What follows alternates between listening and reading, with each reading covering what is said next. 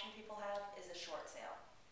And a short sale occurs when the bank agrees to take less money than they're actually owed upon the sale of a home.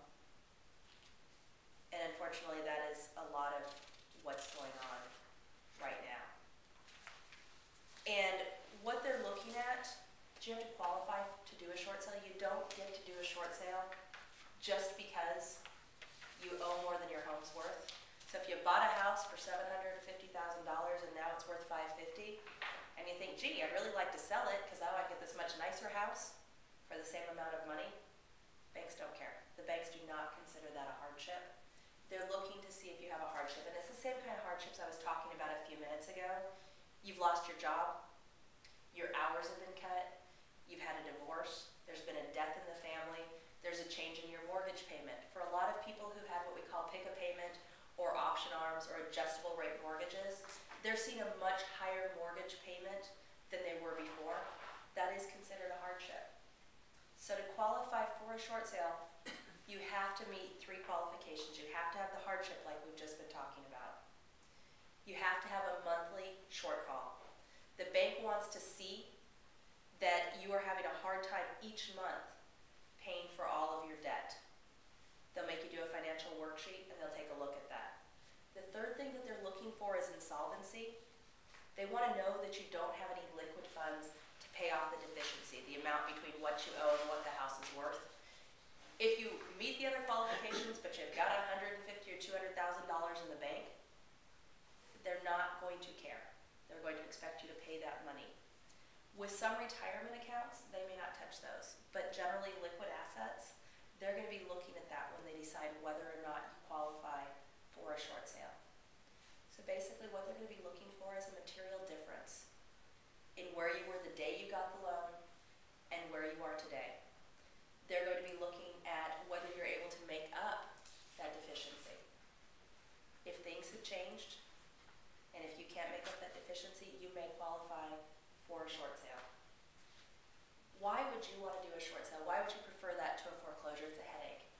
You're going to have to sell your house. You're going to have to keep it ready. You're going to have to find somebody to help you with it.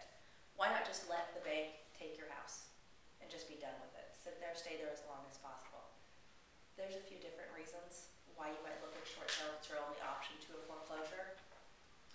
Fannie Mae guidelines state that if you have a foreclosure, you're not eligible for a Fannie Mae loan for 5 years. If you have a short sale, it's only 2 years. Now, why do you care about that? Because Fannie Mae underwrites the majority of the loans in this country. You're going to have a hard time getting a loan for 5 years or more if you have a foreclosure. If you have a short sale, you're only looking at 2 years before you can qualify for a new loan. Again, looking at Fannie Mae guidelines, if it's an investment property, you have a foreclosure, 2 years before Fannie Mae will consider you. 7 years if you've had a foreclosure. Fannie Mae knows that there's a difference between short sales and foreclosures. With a short sale, you've run into a problem, there's an issue, you're doing your best to solve it, you've done everything you can to make the bank whole under the current circumstances.